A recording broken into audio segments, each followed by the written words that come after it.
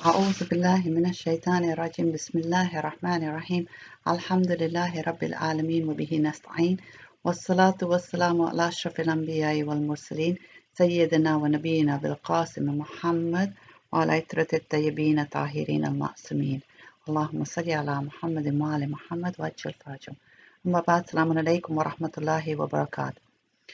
I'd like to offer my condolences to each and every one of you on the shahadat of our ninth Imam, Imam Muhammad al-Taqi alayhi salam, and we pray that we are able to take something away from his life in order to better our lives and move towards Allah through using this Imam as our role model.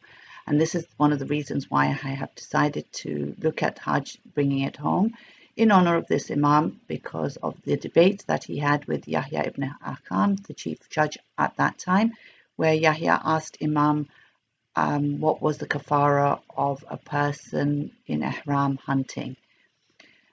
Also, Dhul Hijjah is just a couple of days away, and if we can re-listen to these talks beginning when Dhul Hijjah begins, in order to bring the Hajj back home, as none of us are able to go to Hajj this year, and we pray that if we're able to do this, then Allah will see the sincerity in our wish to want to go to Hajj and inshallah call us to his house next year.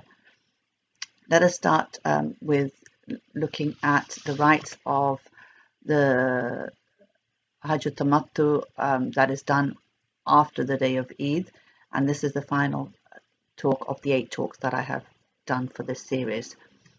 So as I said, Hajj Tamattu is made up of 13 rites.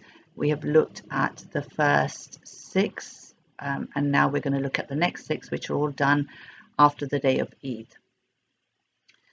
So specifically looking at the Wukuf in Mina, which is one of the rites that is done on the 11th and the 12th night, where we're told to stay at least half the night of the 11th and the 12th. How can we bring this home? We need to understand that Mina is a place where the Muslims are to come together and become unified, grow stronger as an ummah together.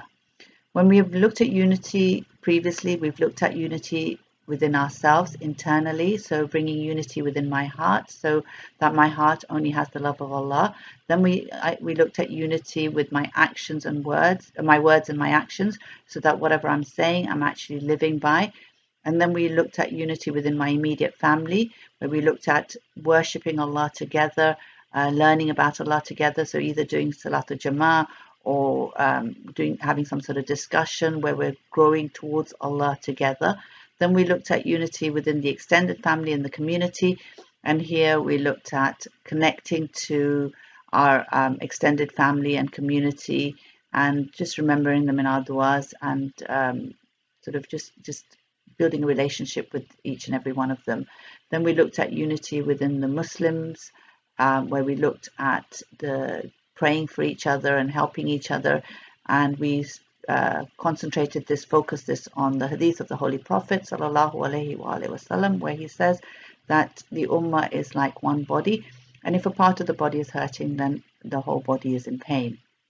So I need to recognize that if any of my Muslim brothers or sisters are hurting, then I should feel the pain, and the least I can do is pray for them, and the prayer then should help me and motivate me towards some sort of action that will help that Muslim who is hurting.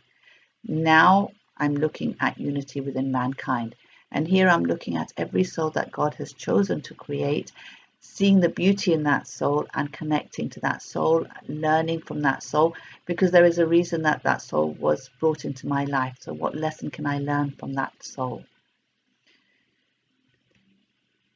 The next rite that I'm going to look at is the Rami of the 3 Jamarat, where I am hitting each of the Jamarat, each of the shaitan 7 times. And this is done on the 11th day of Dhul Hijjah and on the 12th day of Dhul Hijjah.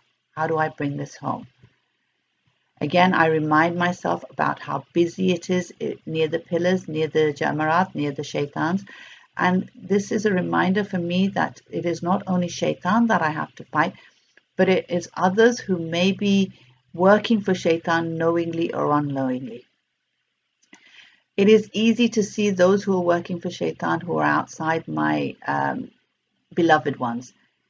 if there is someone that I love who is pulling me towards shaitan, and especially if my love for that person is a direct love, not as an extension of the love of Allah, then I may not see that this person is actually pulling me towards shaitan, even if they're doing it unknowingly, unconsciously.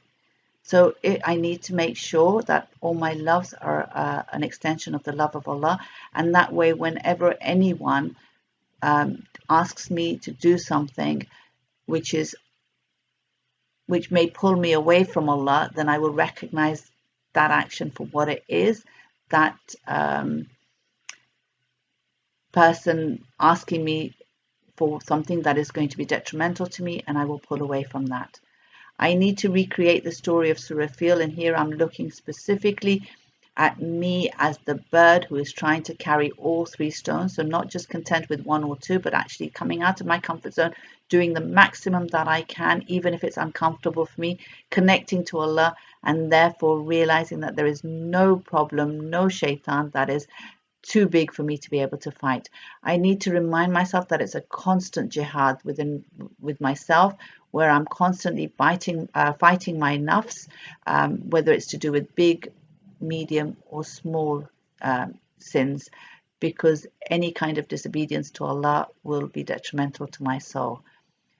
And for it to have more value, I need to think about specific sins that have distanced me from Allah, and not justify them, not look for excuses, be true to myself, and actually ask for forgiveness, looking at the 3 R's, where I'm actually recognizing the sin, being remorseful for the sin, rectifying the rights that I have foregone, rectifying the wrong that I've done, and resolving never to do that sin again by putting into place an action plan which will move me away from that sin, inshallah. And in that way, then I can actually move past that sin and move towards Allah, inshallah.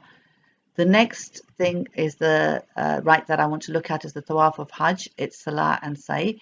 Now, remembering the fact that I have done the whole of the Umrah, where I have reconnected to Allah, refocused, brought myself back to Allah.